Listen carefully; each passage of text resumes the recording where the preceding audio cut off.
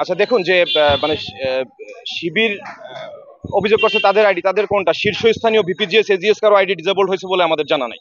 তারা তাদের ওই যে একজন সম্পাদকের আইডি ডিসেবলড হয়েছে বলে তারা বলতেছে, এবং আইডির রিস্ক কমে গেছে এটা বলতেছে। তো শীর্ষস্থানীয় তো কারো হয়নি। আপনার টার্গেটটা, আপনার যদি কোনো প্রতিপক্ষ আপনাকে টার্গেট করে, অবশ্যই আপনার শীর্ষ স্থানীয় নেতৃবৃন্দ বা শীর্ষ প্যানেলের শীর্ষ যে পজিশন আছে তাদেরকেই টার্গেট করবে, ভিপিজিএস এজিএস কে। তো সেটা তো হয়নি তাদের ক্ষেত্রে। তো তারা তো এটার জন্য এটা দাবি করতে পারে না যে তারা এই ধরনের সাইবার আক্রমণের শিকার হয়েছে। এটা তাদের সুযোগ নাই।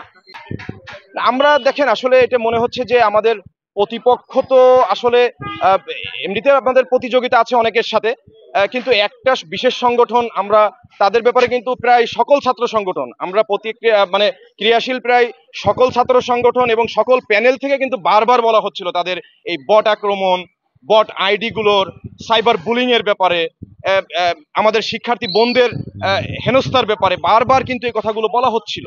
একটা পক্ষকে বা একটা সংগঠনকে স্পষ্ট করেই কিন্তু বলা হচ্ছিল। এগুলো আপনারা ইতিমধ্যে জানেন যে কারা করতেছে।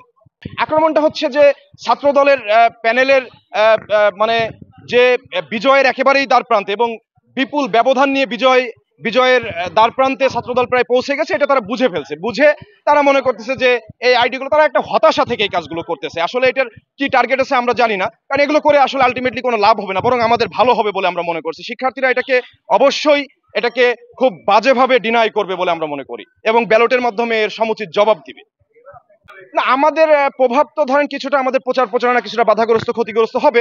তবে যেহেতু আহ, আহ, ব্যাপক সংখ্যক আপনাদের মিডিয়ার ভাইদের উপস্থিতি ক্যাম্পাসে, মিডিয়া সহ মাল্টিমিডিয়া গুলো, মেইন স্ট্রিম মিডিয়া, তো যে কারণে আমাদের মনে হয় যে এটা আমাদের আটকিয়ে বা ঠেকিয়ে বা দাবিয়ে রাখতে পারবে না ইনশাল্লাহ।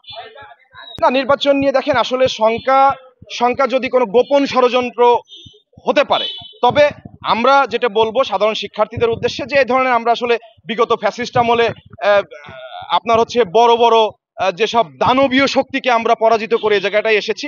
ঢাকা বিশ্ববিদ্যালয়ের শিক্ষার্থীরাও সেখানে অগ্রণী ভূমিকা, তারা সম্মুখ সমরে থেকে সংগ্রাম করেই এই বড় মানে পরাশক্তি বলবো আমি, তাদেরকে পরাভূত করেই কিন্তু আজকে আমরা এই জায়গায় এসেছি।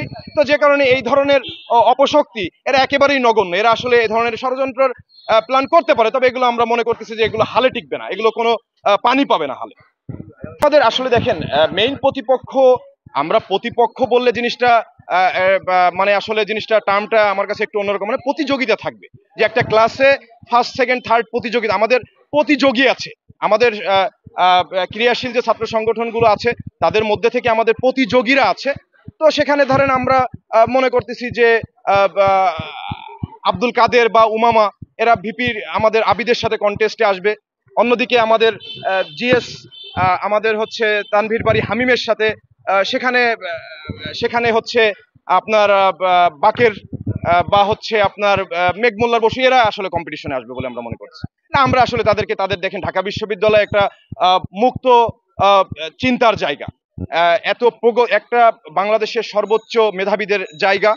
এখানে আসলে কনজারভেটিভ কোনো আদর্শ বা এই ধরনের তাদের যে আপনার হচ্ছে যে ধরনের অ্যাক্টিভিটিস শিক্ষার্থীরা দেখেছে, আমরা কথা বলেছি, আমরা একবারে ডোর টু ডোর আমরা করা নেড়েছি শিক্ষার্থীদের। আমরা তাদের কিন্তু অলরেডি একটা রিপ্লাই আমরা পেয়েছি।